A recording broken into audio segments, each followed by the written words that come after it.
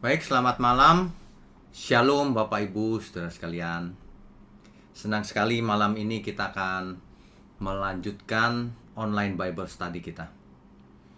Sesi keempat, kitab 2 Samuel. Dengan tema konspirasi Absalom. Sebelum kita mulai, mari kita tundukkan kepala, mari kita berdoa. Bapa kami yang di surga, kami sangat mengucap syukur kalau kami mempunyai Bapa yang baik yang ada di surga. Kami mempunyai Tuhan Yesus dan kami disertai oleh Roh Kudus. Terima kasih untuk kesempatan belajar bersama online Bible Study. Tuhan berkati program ini semakin hari semakin luar biasa. Semakin banyak jiwa yang datang ingin belajar kebenaran, ingin menjadi murid Tuhan Yesus. Terima kasih Bapa, berkati mulut hamba-Mu untuk menyampaikan kebenaran ini. Hanya di dalam nama Tuhan Yesus kami berdoa dan mengucap syukur. Amin. Oke, baik. Malam ini sesi keempat, kitab 2 Samuel, konspirasi Absalom. Ya, Bapak Ibu sekalian, kita lanjutkan pembacaan Alkitab kita. 2 Samuel, sebelumnya kita ulang dahulu di sesi akhirnya ya. Waktu itu kita membahas tentang 2 Samuel 13 ayat 34 sampai 39. Di mana Absalom melarikan diri. Di situ Absalom melarikan diri karena ia merasa bersalah dan terancam. Ya. Tapi Daud, dengan berjalannya waktu, Raja Daud tidak marah lagi terhadap Absalom. Sebab kesedihan hatinya karena kematian Amnon telah surut. Malam ini kita lanjutkan pembacaan ini. Ya. 2 Samuel pasalnya yang ke-14. Dengan tidak marahnya Daud kepada Absalom, lalu Daud mulai rindu akan Absalom. Ya bagaimanapun Absalom ini kan anaknya ya. Jadi rupanya hati Daud rindu akan Absalom. Nah, Yoab sebagai panglima daripada kerajaan Israel, Daud ya, itu tahu bahwa Daud sedang rindu sama Absalom. Makanya Yoab membuat suatu siasat dengan mengirimkan seorang perempuan yang pura-pura berkabung untuk menyampaikan pesan. Rupanya Raja Daud mengerti, kamu yang nyuruh Yoab kan? Gitu. Jadi Raja Daud mengerti akhirnya. Oke, kita lanjutkan. Akhirnya Raja mengetahui bahwa sebenarnya Yoab yang berbicara melalui perempuan itu. Dan Raja mengabulkan permintaan itu, yaitu membolehkan Absalom pulang ke Yerusalem. Ya, ini gambar di samping ini. Mana ya? Ini Bapak Ibu, ya. Land of Geshur, itu tanah Geshur. Yang lalu kan Absalom melarikan diri ke Geshur. Nah ini lokasinya Geshur di situ. Yerusalem ada di bawah nih, ya. Ini Yerusalem. Oke. Lalu Yoab menjemput Absalom untuk pulang dari Geshur ke Yerusalem. Tetapi tidak tinggal di istana bersama Daud. Daud bilang, tapi jangan di istana. Tapi setelah 2 tahun kemudian, bahwa Absalom tidak pernah dipanggil oleh ayahnya, Absalom bicara dengan Yoab, kalau begitu untuk apa aku dijemput? Mendingan aku di Geshur sana. Nah ya, lalu Yoab, jadi Absalom bicara sama Yoab tentang keinginannya ketemu sang raja. Lalu kemudian masuklah Yoab menghadap Raja Daud, menyampaikan hal itu. Dan rupanya Raja Daud setuju dan Absalom ketemu dengan Daud akhirnya. Nah, gambar ini menunjukkan di ayat 33. Kemudian masuklah Yoab menghadap raja dan memberitahukan hal itu kepadanya. Dan raja memanggil Absalom, dipanggil akhirnya. Dan ia masuk menghadap raja, lalu sujud menghadap ke hadapan raja dengan mukanya ke tanah. Lalu raja mencium Absalom. Ini luar biasa loh, Bapak Ibu Saudara. Ya, Daud ini luar biasa. Dia itu bisa mengasihi musuhnya. Nanti kita akan lihat. Absalom yang berusaha memberontak meskipun anaknya ya, akhirnya dia lupa sakit hatinya. Bahkan menjadi terbalik, menjadi rindu akan Absalom. Ya. Oke, kita lanjutkan dulu. Ya. Tetapi hal ini dimanfaatkan oleh Absalom. Sesampainya di Yerusalem dan Daud sudah tidak sakit hati, Absalom mulai menghimpun kekuatan dengan liciknya. Ya. Ia mulai menyediakan bagi dirinya sendiri sebuah kereta serta kuda dan 50 orang berlari di depannya. Ia mulai membentuk kekuatan. Dan Absalom berusaha mencuri hati orang-orang Israel. Caranya bagaimana? Caranya ia berdiri di pintu gerbang kota dan mencegat setiap orang yang mau mengadu kepada Raja Daud. Mengadu tentang masalahnya, sehingga bisa diberikan pemecahannya.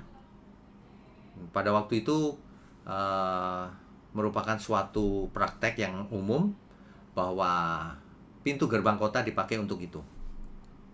Absalom berdiri di situ setiap kali ada orang yang mau mengurus persoalannya, dicegat sama dia berkata, aku saja, aku bisa. Kalau Raja Daud nggak bisa, kamu nggak didengerin nanti. Sibuk dengan berbagai alasan.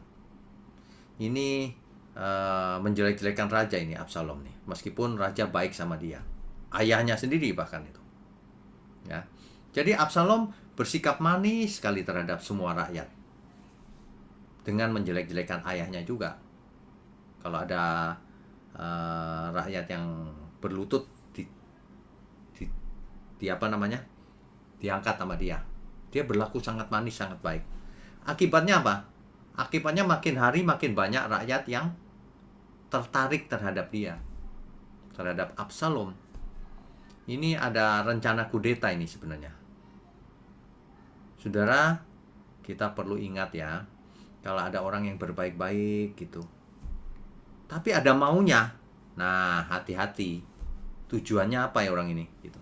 Kalau Absalom jelas tujuannya. Rupanya motif Absalom ini adalah ia ingin menjadi hakim atau pemimpin bagi Israel. Nanti dibaca ya, tepatnya 2 Samuel 15 ayat 1 sampai 12. Jadi Bapak Ibu Saudara, kalau mendengar orang yang mengadu macam-macam gitu ya, terus mengangkat-ngangkat diri, hati-hati. Ada maksud apa di balik itu? Sopan, manis gitu perkataannya. Hati-hati. Absalom ini begitu. Ternyata motifnya mau menggantikan ayahnya. Ya, berkhianat terhadap ayahnya sendiri. Setelah 4 tahun, 4 tahun lama loh, Bapak Ibu Saudara. 4 tahun pasti banyak yang sudah ikut dia. Absalom minta izin kepada raja untuk pergi ke Hebron. Saudara tahu, Hebron adalah ibu kotanya Israel yang pertama dulu, waktu Daud pertama kali. Kemudian masuk ke Yerusalem menjadi ibu kota yang resmi. Ya. Nah, Absalom memulainya dari Hebron seperti dulu ayahnya, Daud. Jadi ia minta izin kepada Daud untuk pergi ke Hebron. Rupanya Absalom ingin menjadi raja di Hebron, niru orang tuanya dulu, niru Daud, nanti baru Yerusalem. Gitu. Demikianlah maka makin banyak rakyat yang memihak kepada Absalom sebab baik. Gitu. Ya. Oke, kita lanjutkan. Akhirnya Daud dikasih tahu oleh orang bahwa Absalom sudah mempunyai pengaruh atau pengikut yang begitu banyak di kalangan Israel. Banyak rakyat malah condong kepada Absalom.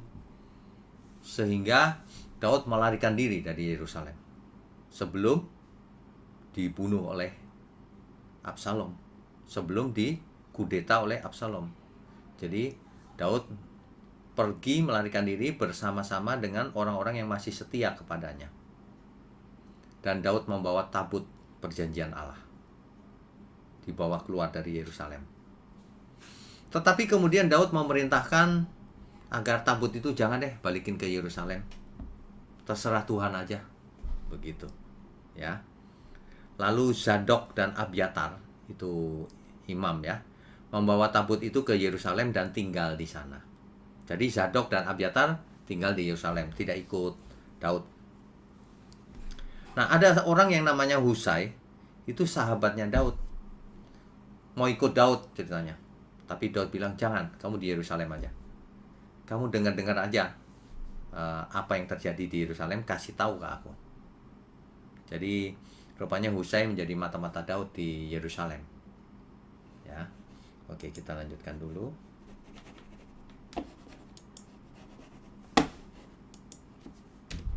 Ya.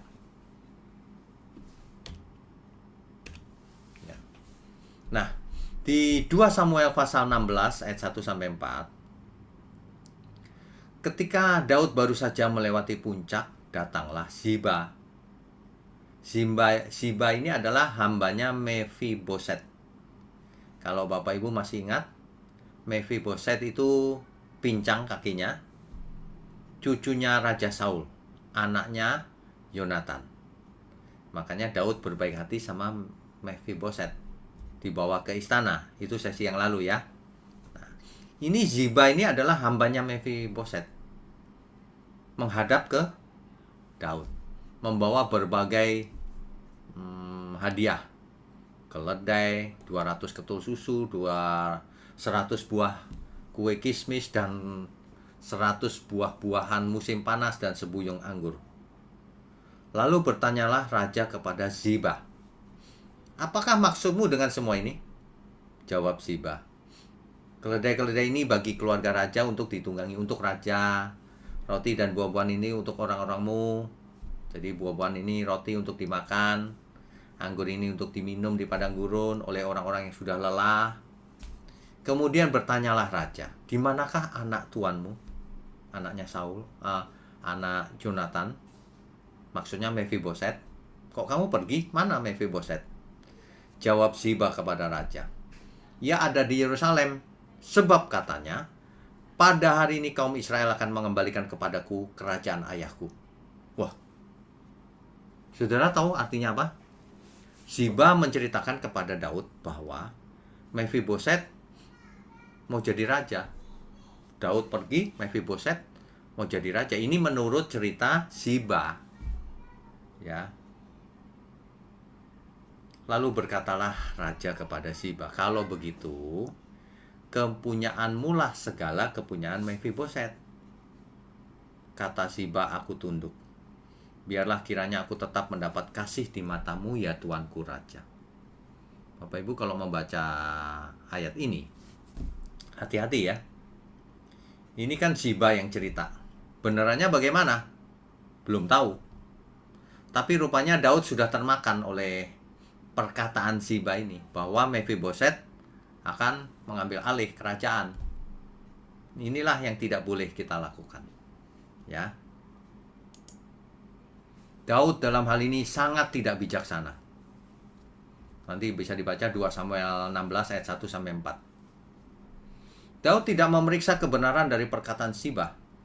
Bahkan tidak curiga loh. Ia langsung percaya dan memberi upah, yaitu kepunyaan Mephiboset akan menjadi kepunyaan Ziba. Pelajarannya begini, saudara. Jangan pernah terlalu cepat percaya apa yang didengar.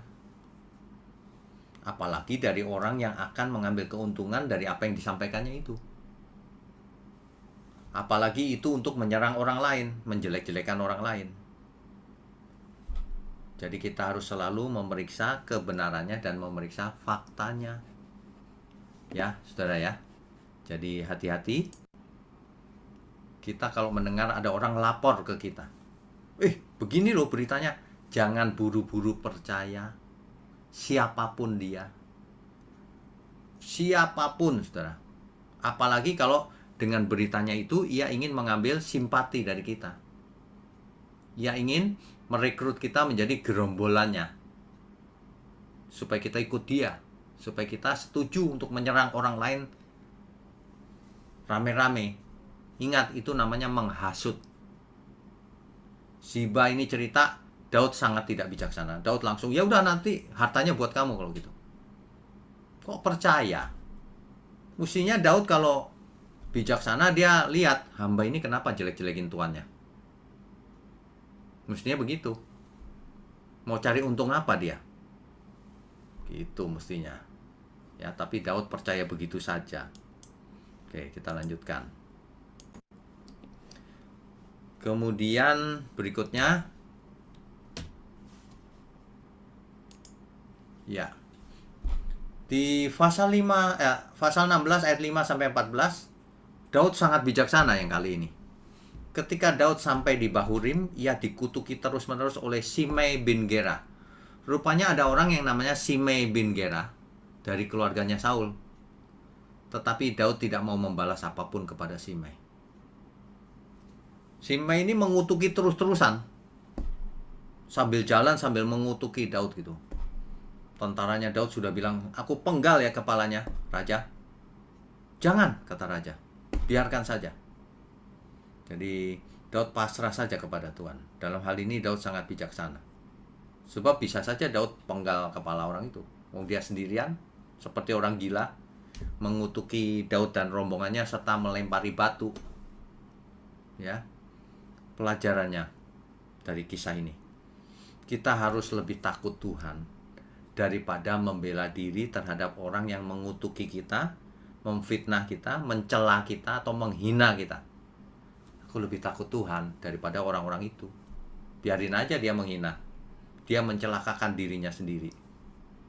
Biarin aja orang memfitnah, dia mencelakakan dirinya sendiri.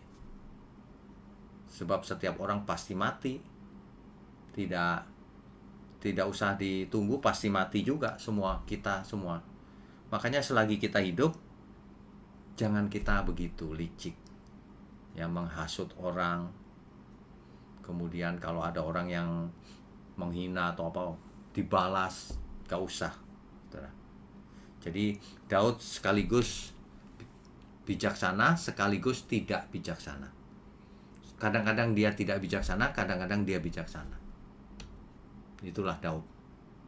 Kadang-kadang ia begitu mengasihi Tuhan, kadang-kadang ia terjatuh dalam dosa yang parah. Yang lalu kita sudah bicara soal perselingkuhan Daud dengan Batsheba, ya. Oke, kita lanjutkan.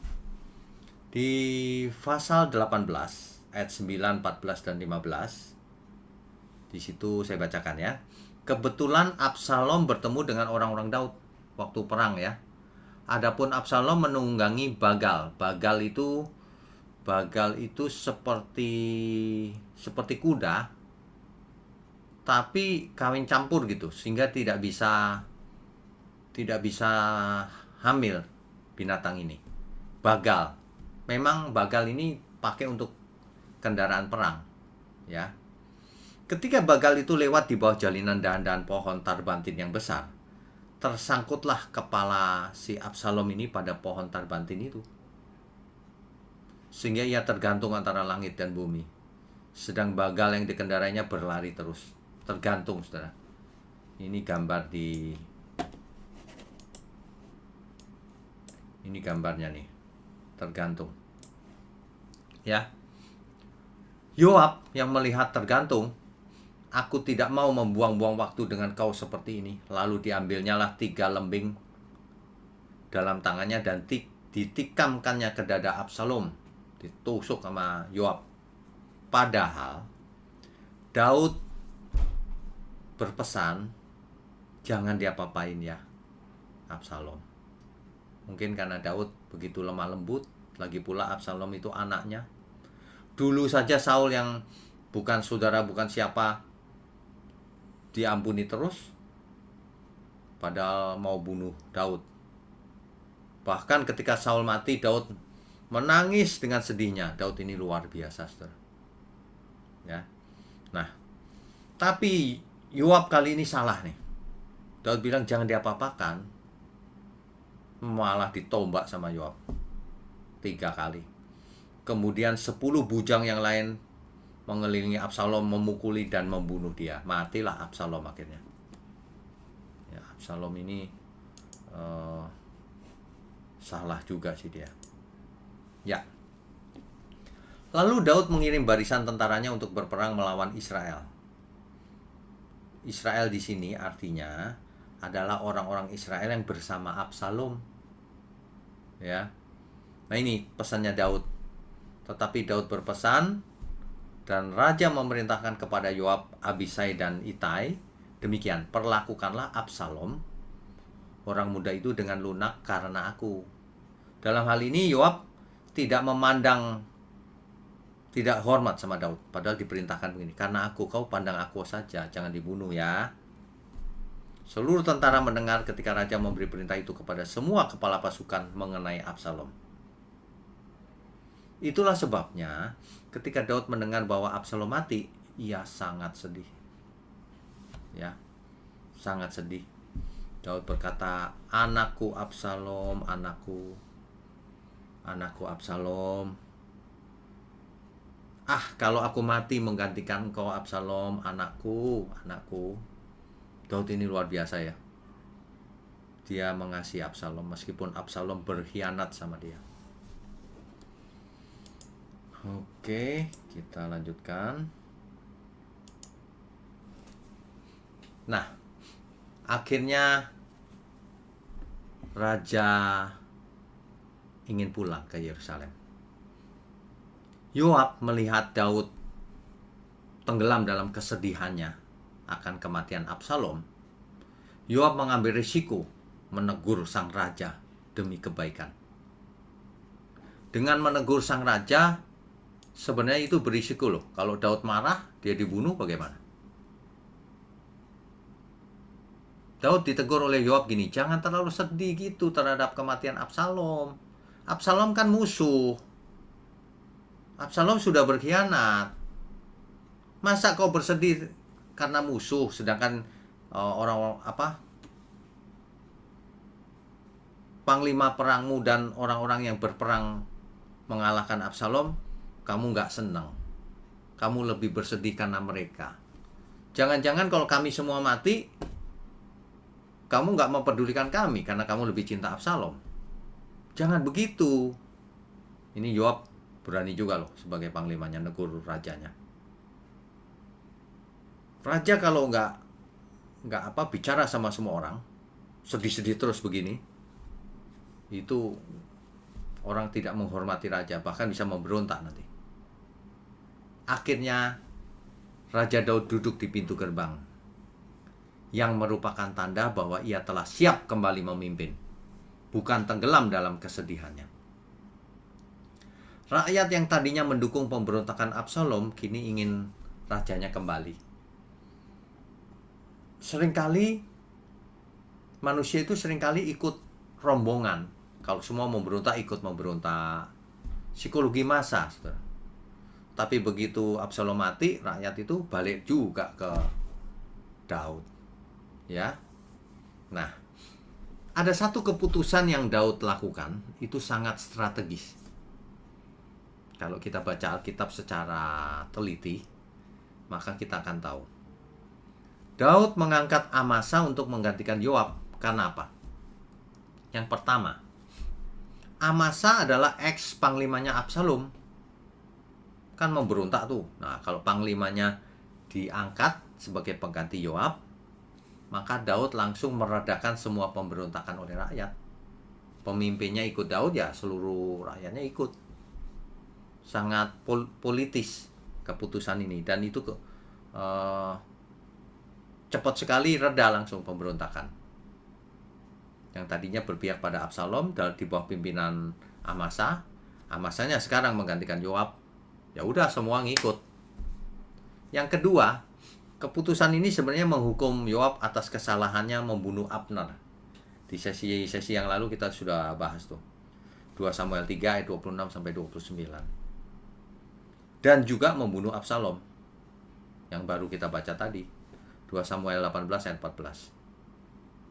Jadi Yoab sudah melanggar perintah Daud 2 kali. Untuk itu diganti. Ya.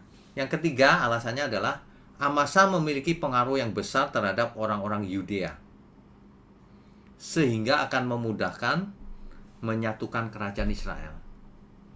Kan Israel menjadi pecah. Ya. Sebagian utara, sebagian selatan. Sebagian ikut Daud, sebagian ikut Absalom yang baru saja terjadi. Nah, mau disatukan oleh Daud. Oke, kita lanjutkan dulu ya.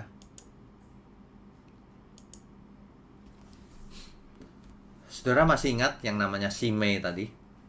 Simei itu mengutuki Daud, mengutuki rombongan Daud, melempari batu terus-menerus sepanjang jalannya. Dia jalan sambil mengutuki terus. Ya.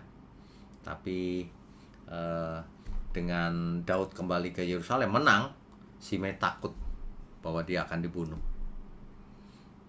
Ia sadar bahwa ia dalam bahaya. Jadi ia minta ampun kepada Daud. Aku salah raja, ampuni aku. Dan Daud mengampuninya karena hari itu sedang bahagia. Kemenangan kan, merayakan kemenangan. Tetapi di kemudian hari, ketika Daud ada di ujung kematian, Daud berpesan kepada Salomo agar membunuh Simei. 1 Raja-Raja pasal 2 ayat 8 sampai 9. Ini loh, Saudara. Ya, hati-hati. Oke, kita lanjutkan dulu. Nah, di pasal 9 ayat 1 sampai 4 dan ayat 24 sampai 30 itu cerita tentang Mephiboset dan Ziba. Itu yang ayat 1 sampai 4-nya. Sebenarnya Daud tidak tahu apakah Ziba atau Mephiboset yang bersalah. Ziba kan cerita tadi bahwa Mephiboset ingin jadi raja. Tapi setelah sampainya di Yerusalem, Daud bertemu Mephiboset, ternyata Mephiboset nggak begitu. Ya. Tetapi Daud menunjukkan hatinya yang lembut. Daud tidak panggil dua-duanya lalu dikonfrontir supaya ketahuan siapa yang sebenarnya bohong.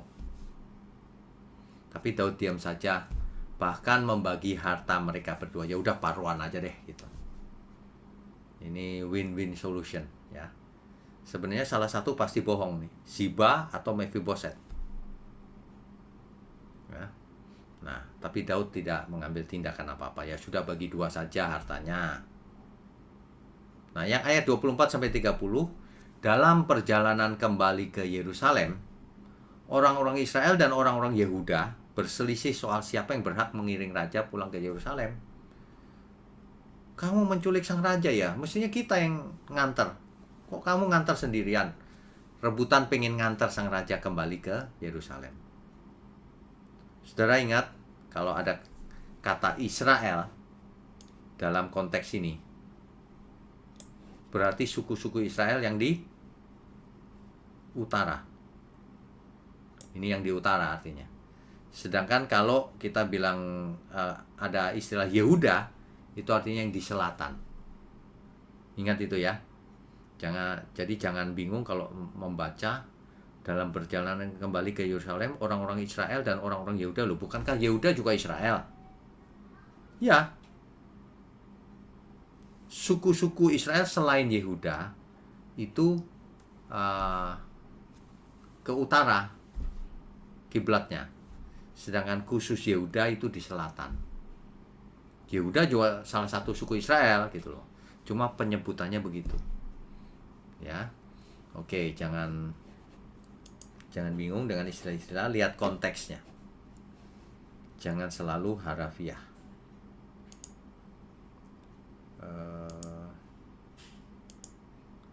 Oke.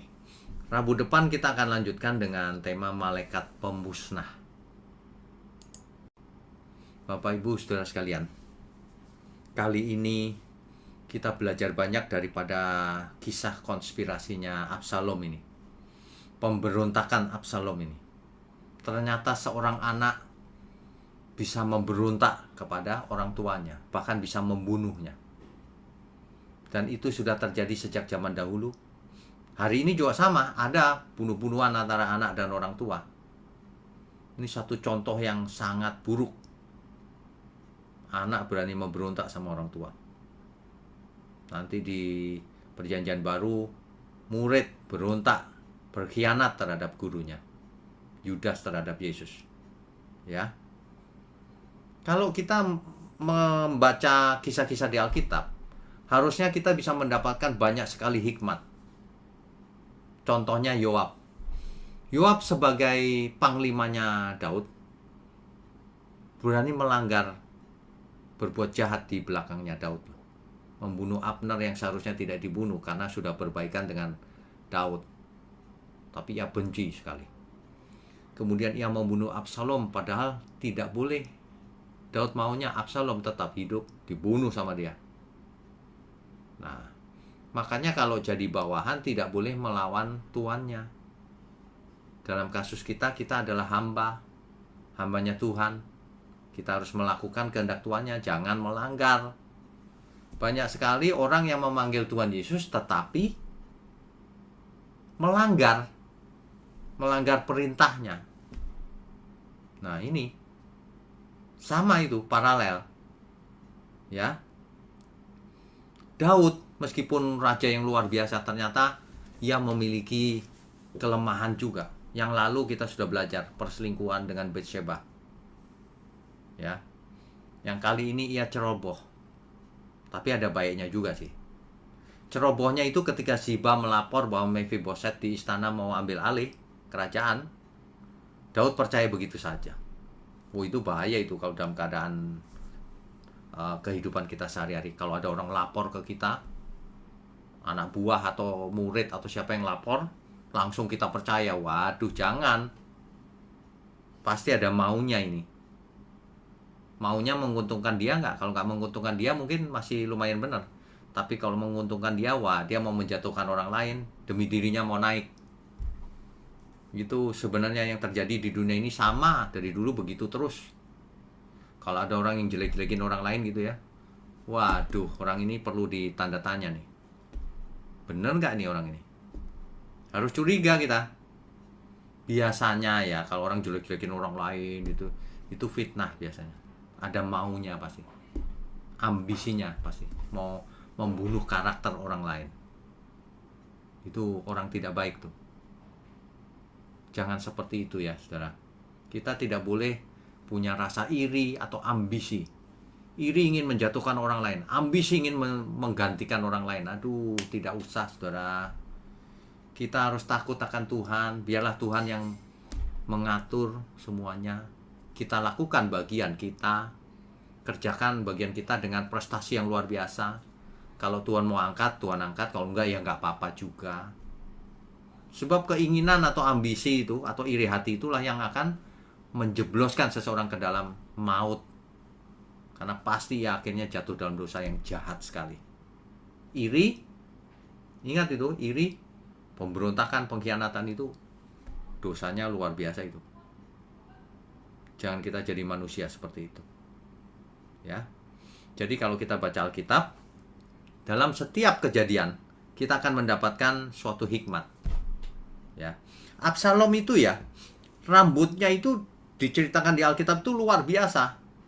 Panjang dan berat gitu. Makanya setahun sekali kan dipotong rambutnya. Yang ia banggakan itulah yang membunuhnya akhirnya. Rambutnya itu nyantol di pohon, jadi dia tergantung. Akhirnya tinggal ditusuk oleh Yoab. Ya, hati-hati, jangan membanggakan segala sesuatu yang ada pada kita. Itu biasanya malah membunuh. Wah, aku bisa nih menggantikan seseorang. Wah, hati-hati, itu yang menjatuhkan kau dalam dosa. Ambisi itu namanya. Kita harus punya iman yang biarlah kehendakmu yang jadi Tuhan. Begitu. Jangan playing God yang menentukan siapa yang mesti dihukum, siapa yang mesti diganti. Bukan. Ya. Jangan punya rencana yang seperti itu, tidak baik. Baiklah. Pembahasan kali ini jadi akhirnya Daud kembali ke Yerusalem. Dan akhirnya Israel dan Yehuda yang di utara dan yang di selatan semuanya ingin Raja Daud kembali menjadi raja di Yerusalem. Nah, ini sekaligus merupakan catatan sejarah bahwa ibu kota Israel dari dulu Yerusalem memang. Tidak pernah ada yang lain. Sejak Raja Daud. Coba perhatikan ada catatan apa selain ini? Gak ada. Ya, ini catatan sejarah yang tidak bisa dipungkiri. Oke, saya rasa itu yang bisa kita petik pelajarannya dari kisah pada malam ini. Kita lanjutkan dengan diskusi dan tanya jawab. Silakan Bapak Ibu, Saudara, silakan. Ya, terima kasih ya Pak untuk mata pelajaran hari ini. Luar biasa banyak yang kita ambil hikmatnya, yang baik dan yang buruknya. Terima kasih juga kepada Ibu Penti. Saya lembur. Pak mau tanya nih, kan dari alur setelah diangkatnya Daud jadi raja ya Pak ya. Saya perhatikan ya sampai sekarang yang ini tajuk tajuk kita malam ini ya Pak ya. Ya. Sampai malam ini kan banyak itu pemberontakan. Ya. Pemberontakan, pembunuhan seperti yang kemarin last week juga ada pemerkosaan itu Tara ya Pak ya. Ya. Taran. Terus saya mau tanya Pak, kenapa di alur cerita ini kenapa Roh Allah tidak muncul ya Pak ya? Oke. Itu aja pertanyaannya. Ini kata ini. Oke, ya. Sebenarnya Roh Allah selalu ada. Tidak pernah tidak ada Roh Allah dimanapun. Kenapa? Karena Maha Hadir. Nah, dalam kisah ini tidak muncul karena memang tidak ditulis. Ini lagi bercerita pergumulannya, pemberontakan dan seterusnya dengan Daud ini. Tapi kan Tuhan muncul. Istilah Tuhan. Tuhan bicara melalui Nathan. Nah, itu kan muncul. Kalau Tuhan muncul artinya apa? Kan secara roh juga akhirnya. Nah, jadi kita harus bisa melihat teks itu konteksnya apa? Oh, Tuhan, berarti roh pasti. Kecuali muncul sebagai malaikat di hadapan Abraham yang dulu. Nah, itu muncul seperti manusia. Tapi kalau Tuhan bicara, nah itu pasti roh itu, Bu. Ya. Terus masa kejadian itu pembunuhan gitu ya, Pak, pemerkosaan. Kan seperti itu Allah roh kan juga saya kembali ke kejadian dulu ya Pak. Seperti itu juga kan Allah memperingati itu Kain sebelum dia membunuh adiknya Habel ya Pak. Tapi kok di alur cerita ini kok Tuhan tidak memperingati salah seorang pelakon di alur cerita ini ya Pak ya? Oke, baik. Jadi tidak selalu Tuhan langsung menegur kan? Tidak ada rumusnya. Karena seharusnya dia sudah tahu. Itu tidak boleh. Kan sudah diberi hukum Taurat. Enggak setiap kejadian diingetin lagi. Enggak perlu. Hukum Taurat sudah ada. Kecuali kisah-kisah tertentu yang penting-penting, nah Tuhan muncul langsung menegur sang raja. Gitu. Jadi maksudnya kalau hukum Taurat itu tuh masih terjadi di masa Raja Daud ya Pak? Loh iya dong, masih. Hukum Taurat baru tidak dipakai ketika Tuhan Yesus datang. Tapi kan Pak hari itu kan Musa kan sudah memecahkan itu hukum Taurat. Musa kenapa? Yang sudah memecahkan itu batu loh. Oh tapi kan ditulis lagi. Oh ditulis. Iya, waktu itu sudah kita bahas tuh. Jadi batu itu dipecahkan, lalu dibuat lagi, sama seperti yang pertama. Itulah yang dimasukkan ke dalam tabut perjanjian yang dibawa-bawa oleh Daud. Di dalamnya ada tabut itu. Ada 2 loh batu itu. Ya. Jawabannya sungguh luar biasa Pak, nyambung gitu. Ya harus nyambung. Iya. Bahwa itu seperti itu jembatan ya yang menyatukan. Iya betul. Semuanya harus nyambung ya. Iya, makasih ya Pak. Ya, Tuhan berkati. Ya, pertanyaan berikut dari Ibu Susilawati, silakan Ibu. Malam Pak Wik, mau Selamat tanya. malam. Kan tadi kita dibilang tidak boleh memberontak kepada pemimpin. Ya, Terus kalau misalnya kita tahu bahwa pemimpin itu tidak pas atau apa ya enaknya bilangnya gimana ya? salah misalnya. Pokoknya salah gitulah Pak Ya. gitu. Nah terus ada teman ngomong gini, pokoknya kita taat saja sama pemimpin. Nanti kalau kita dibawa mau masuk jurang, kan dia yang dijewer duluan sama Tuhan, bukan kita. Gitu. Sebenarnya kita terus Ya, oke, saya mengerti, Bu. bilang masa Mengerti. iya Pak ya. Ya, Ya, oke. mengerti. Itu kita harus bagaimana Pak? Oke, mengerti. Konteksnya taat terhadap pemimpin itu pemimpin yang benar. Kalau pemimpinnya salah, membawa jemaahnya atau dombanya masuk jurang, jangan ikut. Ngapain ikut ke jurang? Nggak boleh kita ikut ke jurang bersama pemimpin, nggak boleh. Ini konteksnya adalah pemimpin yang benar. Kalau pemimpin yang benar harus ikut, harus submit. Oh, baik. Tapi kalau nggak benar, jangan mau digembalakan oleh seorang gembala yang palsu. Domba harus tahu gembala yang baik yang mana. Hidup cuma sekali. Hidup kita milik Tuhan loh, Bu. Bukan milik pemimpin. Iya. Oh, iya. Ya kan? Kita milik Tuhan ya. Iya. Jadi kalau ada orang yang habis katanya berbicara ikut begitu, saja, nanti kan. Ya, silakan. Iya. Ya, silakan, Bu. Kenapa? Katanya kan pokoknya kita disuruh taat. Nanti ada apa-apa, pemimpin yang menghadapinya lebih dulu gitu. Oh, ya pemimpin menghadapi sih. Masuk penjara. Tapi anak buahnya ikut semua nggak? Untuk apa ikut yang salah? Nggak mau. Lah iya, untuk apa ikut yang salah? Kalau salah jangan diikuti, Bu. Nggak ada itu cerita harus taat sama pemimpin mutlak. Salah pun diikuti, nggak ada. Sama dengan seorang suami. Istri harus ikut suami. Suaminya salah pun diikuti. Enggak. Kalau salah jangan diikuti. Kita milik Tuhan. Itu ikut taat melayani itu kalau konteksnya sesuai firman. Kalau enggak dia enggak berhak. Kita milik Tuhan, bukan milik suami atau milik istri. Kalau ada suami atau istri yang menyalahgunakan posisinya, dia harus dihukum oleh Tuhan. Enggak terjadi hubungan yang ideal seperti kata Alkitab. Gitu. Enggak, Bu, jangan pernah taat sama pemimpin yang salah. Ingat baik-baik itu. Iya, Pak. Konteksnya pemimpin yang benar ya, Pak ya? Ya, kalau benar, Ibu ikutlah. Taat aja. Jangan orang buta menuntun orang buta. Siap. Ya, oke. Ya. Iya, Pak. Tuhan berkati, Ibu. Terima kasih, Pak Wi. Ya. Ya, selanjutnya Bapak Payaman Sinambela, silakan Pak.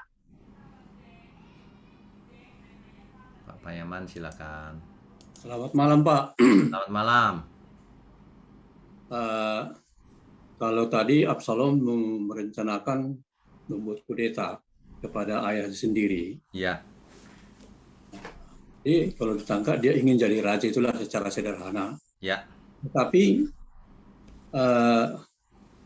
saya melihat apakah Absalom melihat membidik ada persaingan antara anak-anak Daud karena istrinya lebih dari satu, sehingga dia merasa pesimis raja secara normal begitu. Atau memang karena pikirannya memang jahat, padahal sebetulnya hukum Taurat sudah ada kan? Ya, benar. Firman Allah yang kelima, hormatilah orang tuamu. Gimana kira-kira, Pak? Makasih, Pak. Absalom ini memang jahat, Pak. Dia merencanakan dengan liciknya itu, menjelek-jelekan orang tuanya kan? Kan ada kata menjelek-jelekan tuh. Iya, Pak. Itu memang jahat, Pak. Dia berambisi untuk menggantikan ayahnya selagi ayahnya masih hidup loh, Pak. Kalau hukum Taurat kan kalau orang tuanya mati baru digantikan. Ini enggak, selagi masih hidup mau dikudeta sama dia. Jadi memang dia jahat. Gitu, Pak. Ya. Makasih, Pak. Ya, oke, Tuhan berkati. Ya, selanjutnya Bapak Joy Aldri, silakan. Pak Jo, silakan. Malam Pak Wiknyo. Selamat Saya tambahkan malam. sedikit ya Pak, izin. Ya, silakan. Bilang Absalom itu bukan cuma jahat, dia manipulator. Dia bisa memanipulasi orang sedemikian rupa demi dia punya ambisi, bahkan cenderungan dia obsesif. Dia mau berkuasa, dia simpan itu selama 4 tahun. Ya, Saya cuma mau tanya, Pak, di 2 Samuel 15 itu juga ada dibilang ketika ayat 12 ya, Pak? Ya. 2 Samuel 15 ayat 12. Ketika Absalom hendak mempersembahkan korban, disuruhlah datang Ahitofel, orang Gilo itu, penasihat Daud dari Gilo, kotanya. Demikianlah persepakatan gelap itu menjadi kuat dan makin banyaklah rakyat yang memihak Absalom. Ya. Pertanyaan saya adalah, artinya ada nih orang-orang semacam Ahitofel. Dia penasehat Raja Daud. Artinya kan dia punya kebijaksanaan, semuanya itu pasti luar biasa sampai jadi penasehat raja. Betul. Begitu, Pak. Betul. Tapi ternyata dia masuk sehingga memperkuat dia punya ya persepakatan gelap, dalam bahasa judul tadi ya konspirasi ini. Betul. Dia masuk. Ini kan manusia-manusia toxic nih, Pak, kalau menurut Ya, saya. betul. Racun lah gitu kan. Ini Nah. Ahitofel ini seorang pengkhianat ini, Pak, berarti. Artinya dia seorang pengkhianat. Bagaimana nih Pak Wisnyo? Kita punya kepekaan supaya jangan sampai dimanapun kita berada, jangan sampai nih ada, kita punya kepekaan, apa yang mesti menjadi dasar kepekaan kita supaya pada saat kita bertemu dengan orang-orang yang bahkan dinilai secara dunia ini bijak, smart gitu, tapi malah masuk ke dalam sesuatu yang gelap gitu loh Pak. Baik. Ya. Yang jadi toxic lah dalam hidup kita gitu. Ya, ya. Itu, Ini Pak. pertanyaan yang sangat-sangat bagus dan sangat sulit untuk membedakan. Ya. Jadi begini, semakin rohani seseorang, ia akan semakin peka untuk membedakan. Nah, ini yang sulit. Jadi seseorang harus mengerti kebenaran yang utuh, ia harus hidup di dalamnya, maka ketika itu ia akan memiliki kepekaan yang luar biasa. Kalau kita bicara dengan seseorang, sebentar gitu kita langsung tahu. Satu roh nggak nih? Something Satu wrong ini. frekuensi nggak? Frekuensinya nggak nyambung gitu. Bukan karena pengertiannya beda, bukan. Ini Yes. ada sesuatu nih gitu. Nah, yang itu nggak bisa dirumuskan dengan kalimat. Gimana nggak merumuskannya ya gitu. Ternyata dengan berjalannya waktu terbukti juga tuh. Orang ini nggak benar nih. Bener. Dengan berjalannya waktu kebuka juga topeng-topengnya. Ya. Tapi gini Pak Jo, sebenarnya ya orang tidak benar itu selalu ada jejaknya. Selalu. Ternyata iblis atau setan itu tidak terlalu pintar ternyata. Licik iya, tapi Yes. pintar banget enggak. Hikmatnya terbatas. Jadi kalau kita memiliki hikmat surgawi itu kebaca sebentar. Ada maunya loh. Omonganmu halus itu polesan, hatimu licik, jahat itu. Bukannya tulus tapi bulus ya Pak? Iya, kelihatan tulus tapi bulus. Yes. Makanya lebih gampang kelihatan rohani dibanding hidup rohani beneran. Kelihatan rohani kan gampang, Pak. Shalom, halus-halus gitu kan kelihatan rohani. Kalau saya sih enek dengan lihat orang kayak gituan. Siap. Baik, Pak. Jadi kepekaan itu tuh akan timbul dari bagaimana kedekatan kita sama Tuhan. Iya, betul. Baik, Pak. Betul sekali. Terima kasih Pak Wisnyo, Tuhan memberkati. Berkati. Ya, selanjutnya Saudara Bapak Erwin Christopher, silakan. Ya, silakan. Pak RW. Malam Pak. Malam. Pertanyaannya tadi kan Absalom dibunuh Yoab. Ya. Tapi mengapa Raja Daud tidak menghukum Yoab? Oh, oke, Karena baik. karena dia menghukum karena dia membunuh anaknya itu. Ya. Sebenarnya Raja Daud akhirnya menghukum juga sih yang tadi itu. Yoab Ya, ya. diganti. Ya Ya. kan? Nah, sebenarnya dihukum juga, cuma tidak dihukum mati. Iya, iya. Mungkin perhitungannya juga Raja Daud pasti ada perhitungan. Ini Yoab ini kan kepala panglima kan? Iya. Jadi kalau dia dihukum, siapa yang jadi penggantinya belum ada. Oh iya, iya. Nanti lemah. Sementara kerajaan belum kokoh kan? Lemah nanti. Jadi nanti dulu. Begitu ada penggantinya langsung diganti gitu. Oh iya, diganti dengan Amasa. asam tadi. Ah, Iya, iya. ya, Satu lagi, waktu saya ke gereja, ya, ini pendetanya khotbah tentang Matius 7 ayat 1 sampai 5.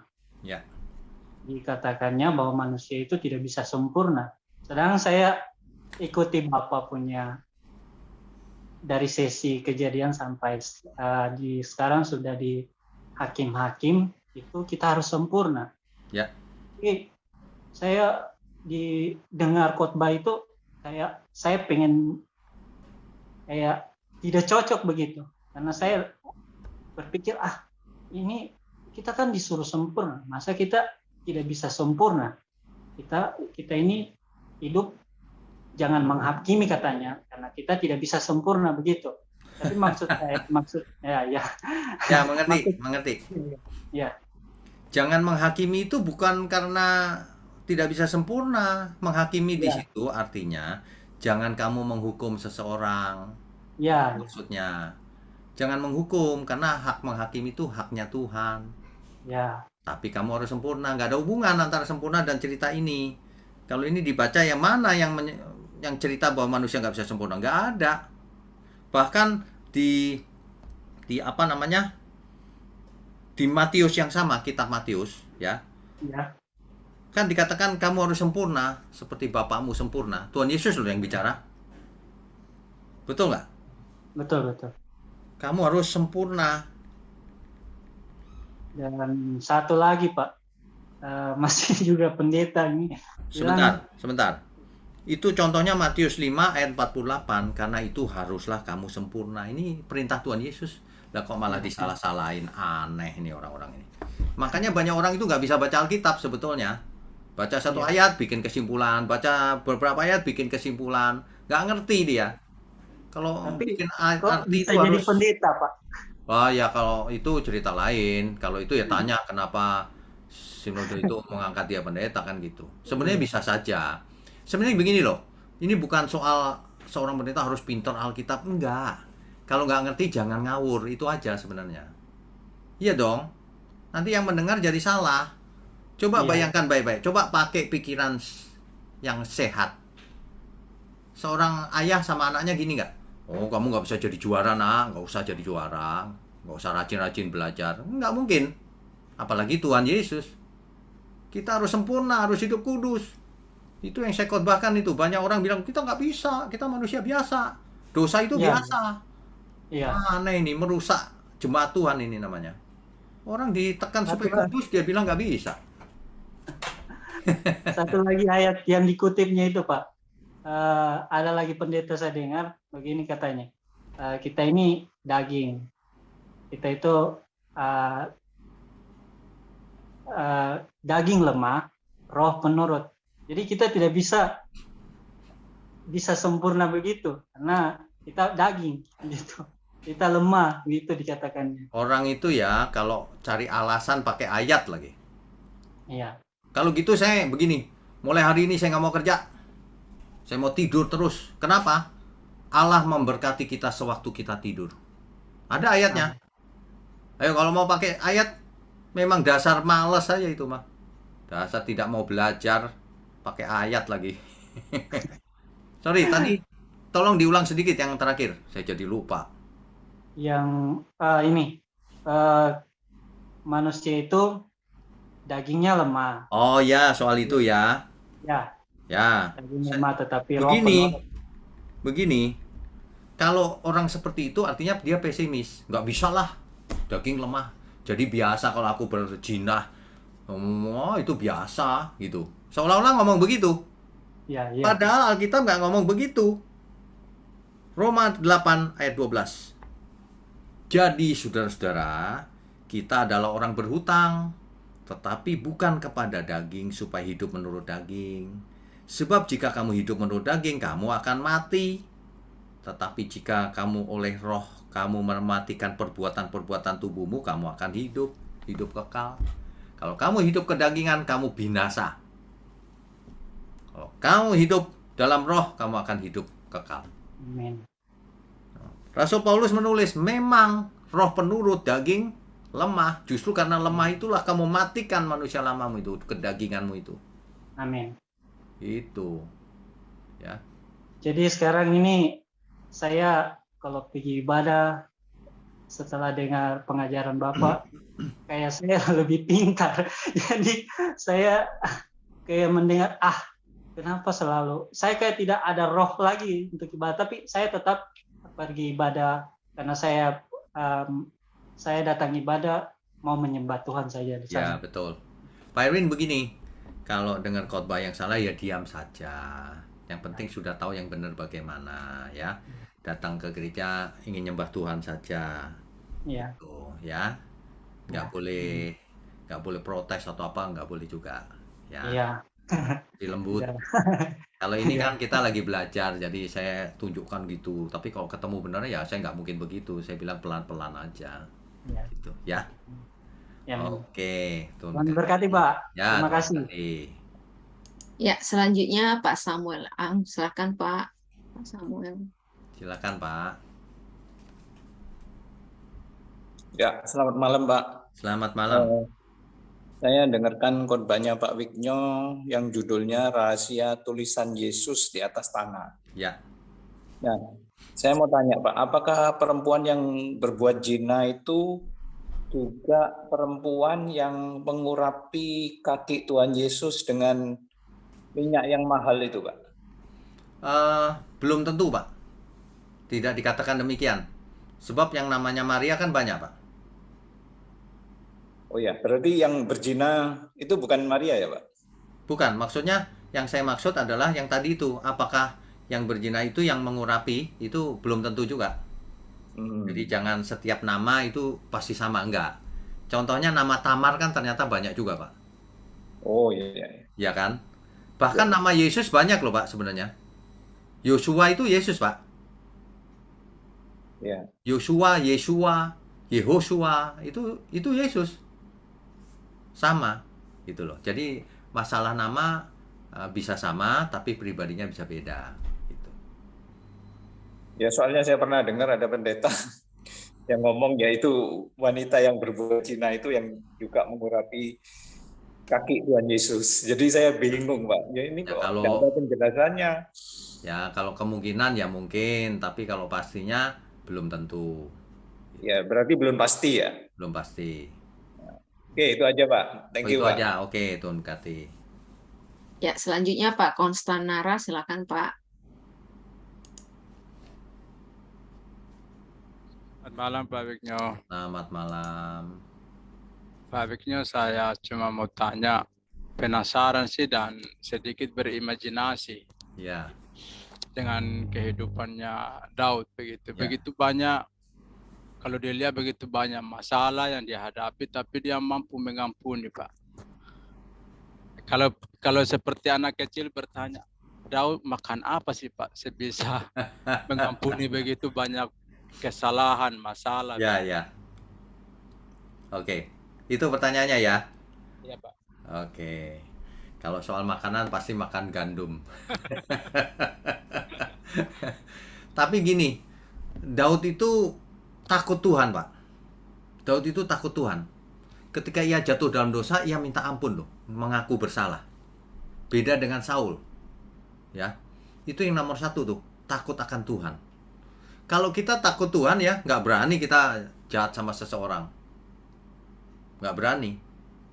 Karena itu melanggar firman-Nya. Itu. Jadi rupanya Daud cinta Tuhan, sehingga dia bisa memiliki hati yang lembut. Terhadap musuh pun, Saul mati dia nangis loh, Pak. Iya, itu Saul tuh mau bunuh dia. Iya, Pak. Takut Tuhan, bukan karena Saulnya. Itu takut Tuhan. Kenapa? Saul orang yang dipilih Tuhan, kenapa jadi begini? Gitu. Ya. Begitu, Pak Konstanara. Sinyalnya ada gangguan kelihatannya. Begitu ya, Pak? Ya, kita lanjut aja Pak. Oke, kita lanjut. Tuhan berkati. Selanjutnya Ibu Desnawari Limbong, silakan. Shalom, Pak Wigno. Shalom. Selamat malam, Silakan. Pak. Selamat malam. Pak Wigno, saya sebenarnya nggak bertanya, cuma Iya. ingin minta pendapat Pak Wigno, apakah pernyataan saya ini benar apa salah? Nanti minta tolong ya, Pak ya. Silakan. Kalau saya baca seperti Yoab itu kan membunuh Absalom, yang kalau saya pemikiran saya atau mungkin Yoab juga itu akan menyenangkan hati raja gitu ya Pak ya. Ya. Kenapa nggak saya bunuh aja juga tidak pasti menyenangkan hati raja juga kan gitu kan menurut pemikiran dia ya Pak ya. Ya. Ya. Nah saya berpikir apakah korelasinya untuk saat ini sama seperti kita, yaitu melakukan sesuatu yang menurut kita itu menyenangkan hati Tuhan, tapi ternyata kekejian bagi Tuhan gitu.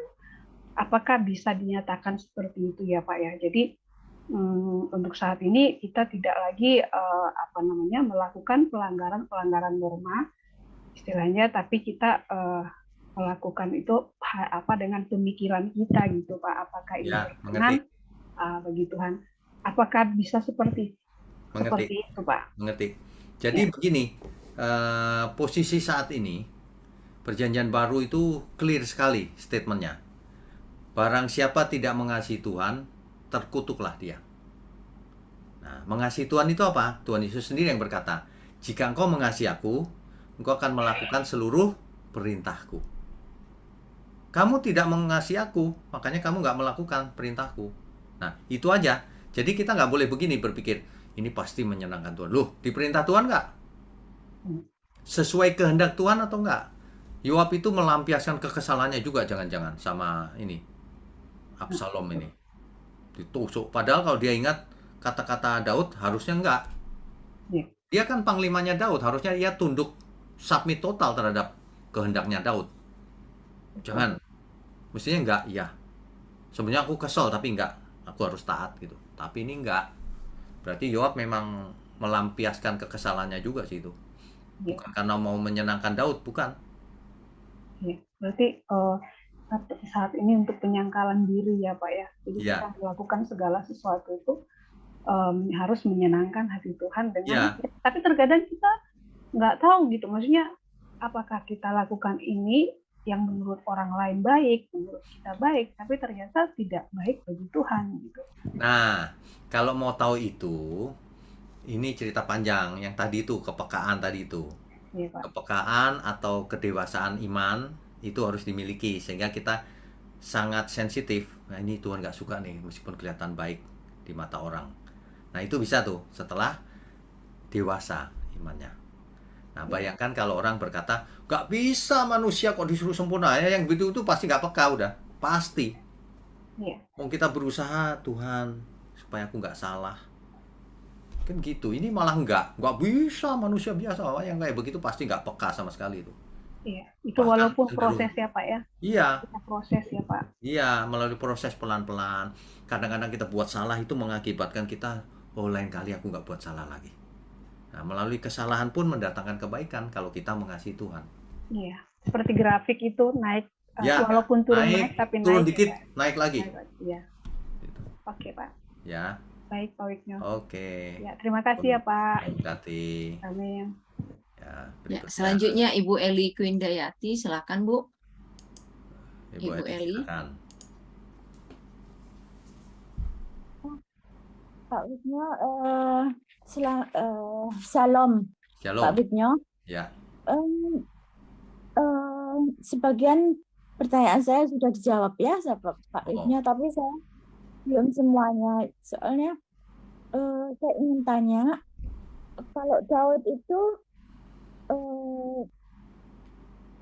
berbuat kesalahan besar, misalnya berselingkuh dan membunuh suaminya ya, suaminya Batseba.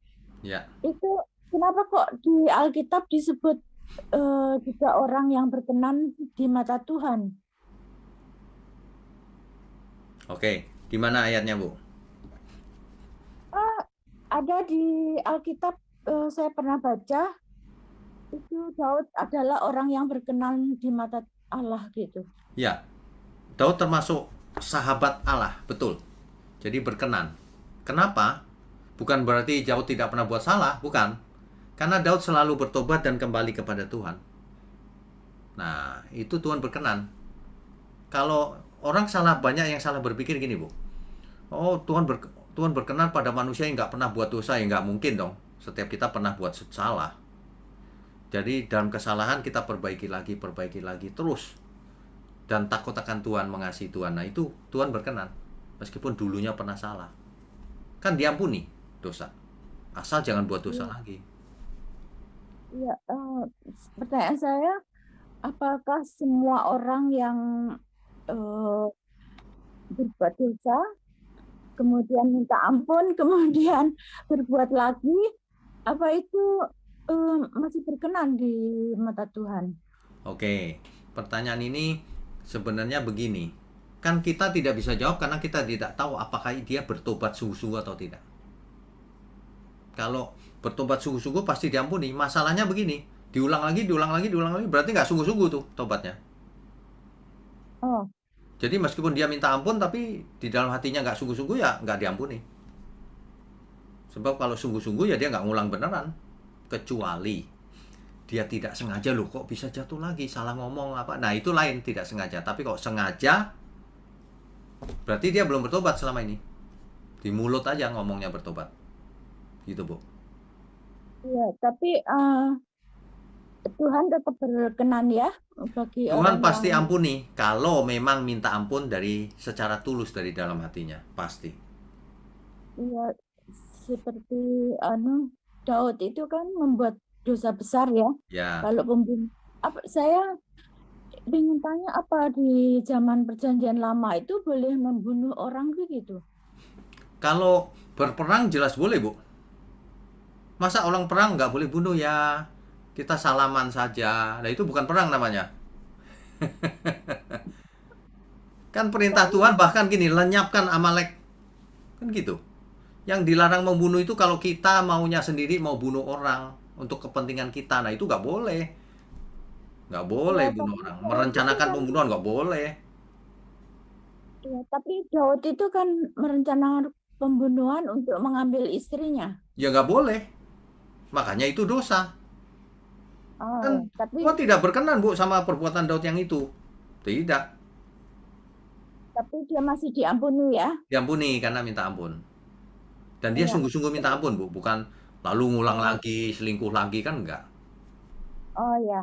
Terus saya ingin tanya lagi, pelajaran yang lalu ya, soalnya Ya, saya enggak ada kesempatan tanya. ya, Soal Tuhan tidak mau bicara lagi sama Saul ya. ya. Itu apa karena Saul beberapa kali berusaha membunuh Daud? Gitu. Karena Saul tidak bertobat. Taunya dari mana? Dia mau bunuh Daud terus. Kapan Oh, bertobatnya? Begitu, Bu. iya. Terima kasih. Oke, Tuhan berkati. Terima kasih, Pak Bisnya. Ya, selanjutnya Bapak Rizky Purukan, silakan. Ya, silakan. Halo Pak Igno, Shalom. saya ingin bertanya Pak, di 2 Samuel 17 ayat 14b dikatakan, sebab Tuhan telah memutuskan bahwa nasihat Ahitofel yang baik itu digagalkan dengan maksud supaya Tuhan mendatangkan celaka kepada Absalom. Maksudnya ayat ini gimana ya Pak? Maksudnya Tuhan mendatangkan celaka kepada Absalom. Ya, jadi kalau kita baca Alkitab, kalimat-kalimat di Alkitab itu jenisnya macam-macam. Ada yang kalimat berita, ada yang kalimat figuratif, perumpamaan, kiasan, puisi, macam-macam. Gaya bahasa, hiperbola, dan sebagainya, ya kan? Nah, ini maksudnya adalah Tuhan berkenan seperti itu. Kejadian itu memang ada maksudnya. Maksudnya seperti itu, gitu. Nggak masalah. Bahkan ya kalau kita baca ya, nanti di ke depan itu ada Tuhan menghasut, ada roh jahat, yang lalu itu ada roh jahat yang datang dari Allah. Loh, Allah kok? Nah, itu kalimat-kalimat itu mesti dimengerti dengan benar. Jadi jangan sampai di pengertiannya harafiah apa adanya terus nggak mengerti. Nah, gitu. Jadi kalau kalimat semacam ini, itu artinya memang Tuhan berkenan untuk atas kejadian seperti itu. Gitu. Itu artinya bukan Tuhan menggerakkan terus orang nggak sadar jadi begitu, enggak, bukan itu artinya. Gitu, ya. Yang kedua poinnya kan di sini di Daud melarikan diri dari Yerusalem kan. Sebenarnya kan Daud ini kan kenapa sampai Daud melarikan diri, sedangkan kalau kita tahu Daud ini adalah seorang panglima tentara yang hebat. Kenapa sampai harus melarikan diri dengan membawa sebagian rakyatnya untuk ikut bersama-sama dengan dia?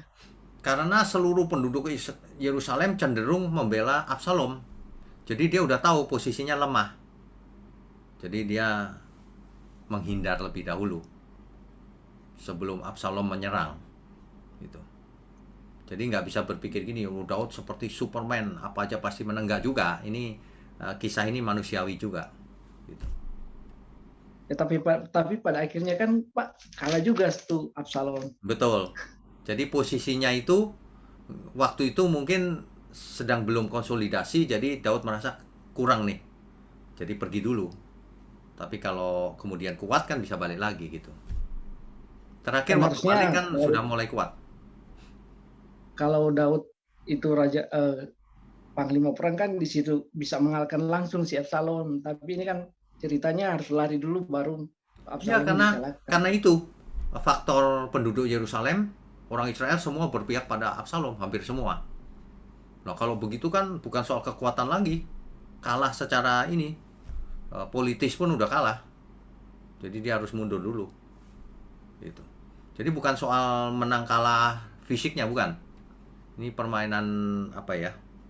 Ya politiknya kalah gitu. Udah semua ikut Absalom. Gitu.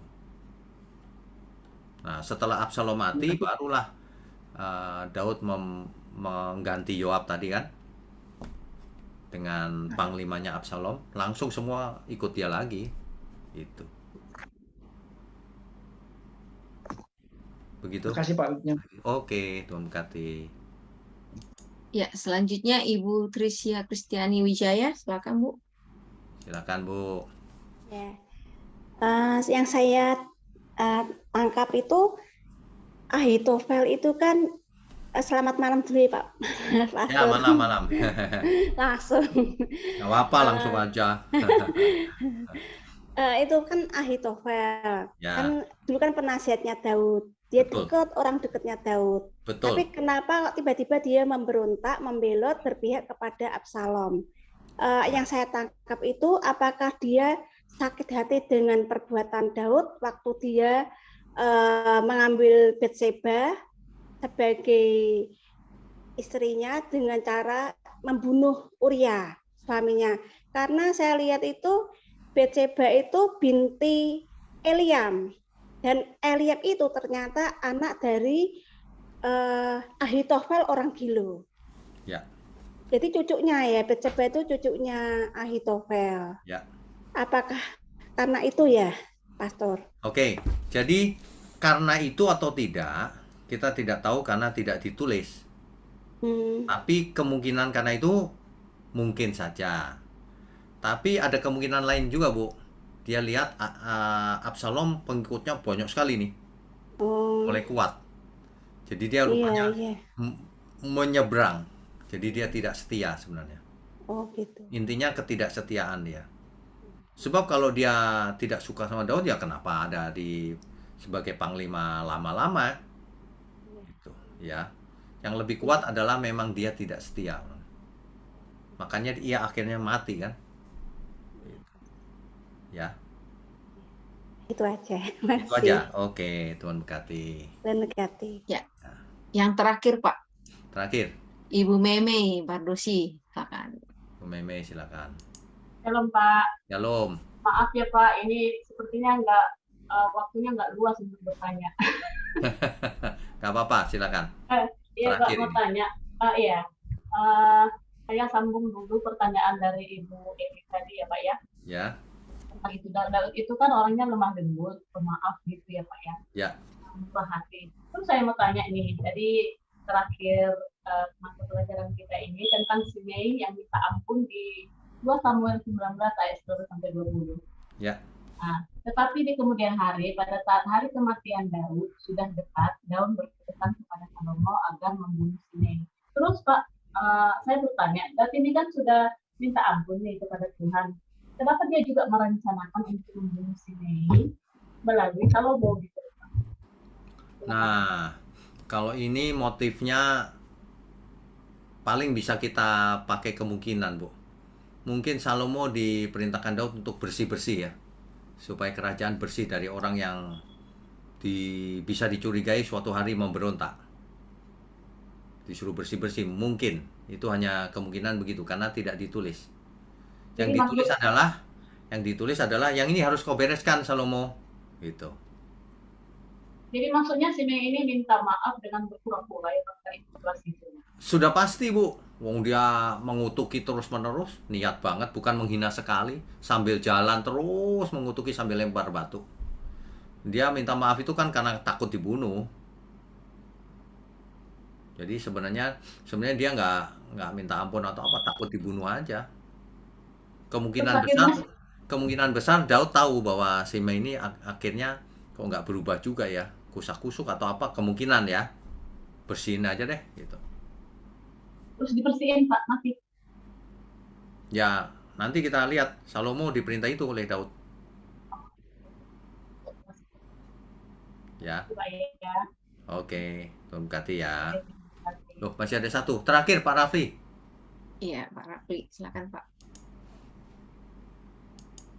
Ya, selamat malam Pak Wignyo. Selamat malam. Tadi saya ada mendengar seorang penanya yang bertanya apakah perempuan yang berzina itu yang minta dihakimi ya. Diminta pendapatnya Yesus bagaimana terhadap perempuan ini, apakah kita harus lempari dia batu ya, yang mengenai Yesus menulis-nulis di atas tanah ya. Ya. Lalu dibilang ada pendeta yang mengatakan bahwa itu Maria segala macam. Kalau saya lihat Pak di Alkitab ya itu jelas beda Pak ya. Ini kan dikatakan perempuan yang berzina ya, itu ada di Yohanes 8 Pak ya.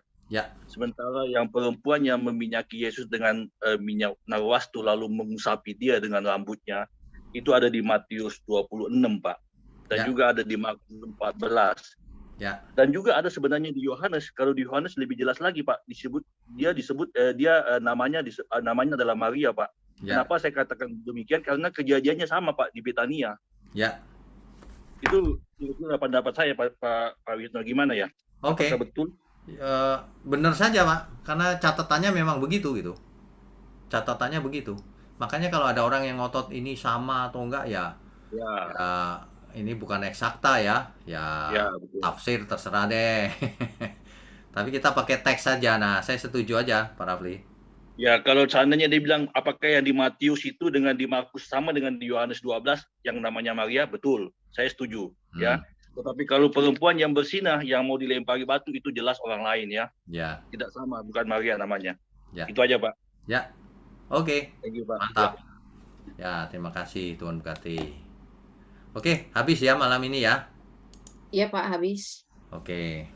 Bapak Ibu, saudara sekalian, setiap Rabu ya kita bisa ketemu terus. Tapi Bapak Ibu, saudara harus semangat ya. Semangat, jangan pernah lama-lama lemah gitu. Semangat sampai akhir. Dan jangan lupa kita lakukan hidup kita yang benar. Kita tundukkan kepala, kita berdoa yuk. Bapa di surga, kami mengucap syukur untuk malam ini. Kami semua sudah diberkati dengan kebenaran firman-Mu. Ada banyak hikmat yang kami dapat dari kisah-kisah ini. Terima kasih Tuhan.